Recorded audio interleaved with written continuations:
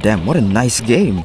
Friday Night Funkin' probably needs no introduction by now. It's been largely considered to be among the most popular rhythm games of the last 5 years. With its heightened popularity recently thanks to the Weekend 1 and Playable Pico update, it was finally the time for the developers to put their Kickstarter money to proper use, and boy did they. On June 12th of this year, the Funkin team tweeted this image of a phone with boyfriend and girlfriend on it, obviously teasing at the highly awaited official mobile port. I knew so damn well that it was coming sooner than expected, because at the end of the Pit Stop 2 trailer, when the destinations were all flickering at rapid succession and having a spasm, mobile version is shown for a few frames longer than everything else. On top of that, the final scene has boyfriend and girlfriend playing FNF on their phones. It's not a secret anymore guys, just tell us directly at this point. So after waiting and waiting for what felt like forever, we got a few screenshots and leaks, and then finally on July 15th, which is a whole month after the announcement, holy shit, the app launched for everyone to play. Still, I didn't know how good the port was until I tried it out for myself. So I went to the app store, scrolled past all the bootleg apps because God bless their wretched souls, and then I downloaded Funkin and all was well. Also, what does the app description say SkyMod? What the fuck? And quick side note, this port was actually released early for some regions, so yes, there were some time zone problems causing this game to get soft launch early in other countries like the Philippines. Again with the Philippines, man, are you kidding me? Oh wait, Singapore got it early too. Suck it! So right off the bat, the game opens with the same retro monitor style opening that the desktop version has, which is awesome because I like that loading screen. As for the title screen, the text press start now tells you to tap on the screen. Also yes, the girlfriend Easter egg still works, you just need to do a bunch of swiping to get it. The main menu now has this sort of out of place looking button that says upgrade.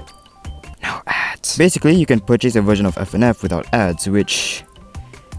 oh yeah, ads, I gotta talk about that. So this was something that Ninja Muffin actually talked about a long time ago, saying that if FNF were to ever get a mobile port, then it would definitely have ads. But not to fret, because you can simply turn off your Wi-Fi to disable any ads interrupting a playthrough.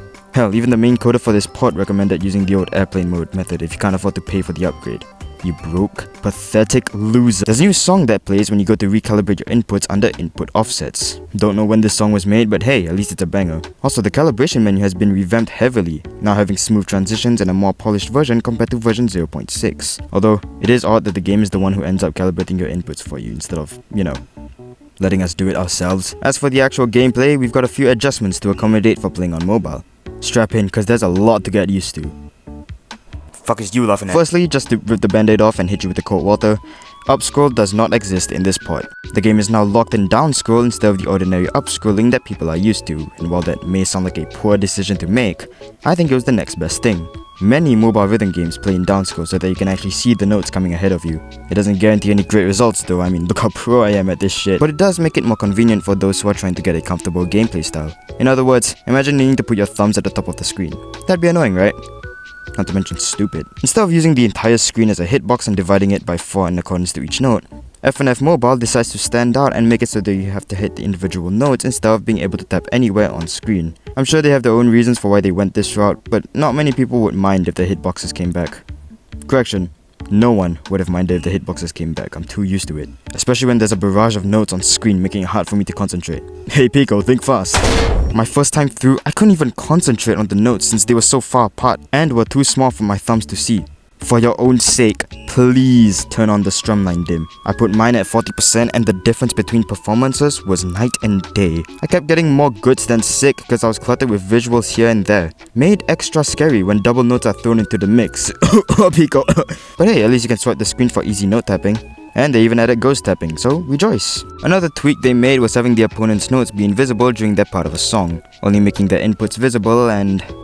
this is a weird one because it actually kills the whole purpose of Funkin being a call and response rhythm game. The reason people are good at Funkin was because they were able to anticipate what notes they would be getting just by paying attention to the opponent. Removing that causes a side effect of needing to guesstimate what notes you're going to get once your turn is next. I know many of the Erect mixers and more commonly the Pico mixers don't take advantage of the call and response gameplay, but it feels a little bit odd without it. Certain cutscenes are also locked in 16:9, which is completely understandable since these weren't made with the mobile port in mind. Even when you think it's gonna override the engine, it actually closes in on you like an escape room just for the cutscenes to work.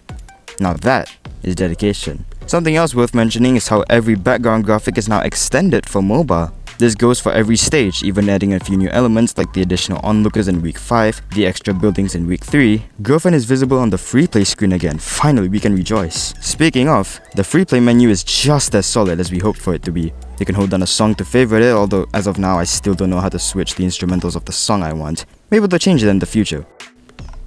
Or change the game crashing all the time. Perfect. Speakers also unlocked from the get-go, which is a huge relief for me because I do not want to go through all of weekend 1 just to unlock him again. Especially since the game crashed when I was trying to get to Blazin. Yeah, I'm not liking this. What I am liking on the other hand is the faster load times. Aside from a few exceptions like transitioning from certain menus, also halfway through a song, there is next to no load times between songs and menus. Everything loads almost instantly now. Look how fast I'm able to enter the character select menu without having to wait for next Christmas. This is probably gonna be the highlight for you if you dreaded waiting for songs to load on PC, because that's all gone now. In fact, the entire game runs at a buttery smooth 60 FPS now. No frame drops when the thunder strikes, no pausing for a few seconds to let Tankman's lines load. Everything happens on the spot.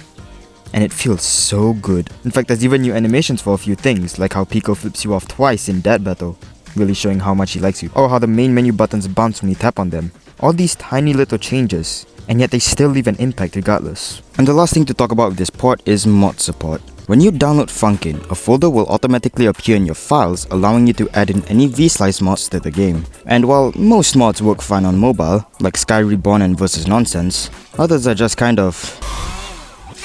yeah. Lucky for me, I never really cared about mods, but if you're someone looking to try out mods on this app, just proceed with caution. Some of these are interesting stuff. With all of that said though, that is the Friday Night Funkin' mobile port, a wonderful and faithful product developed by a team of amazing people who deserve to be commended on their efforts. So give a big round of applause to...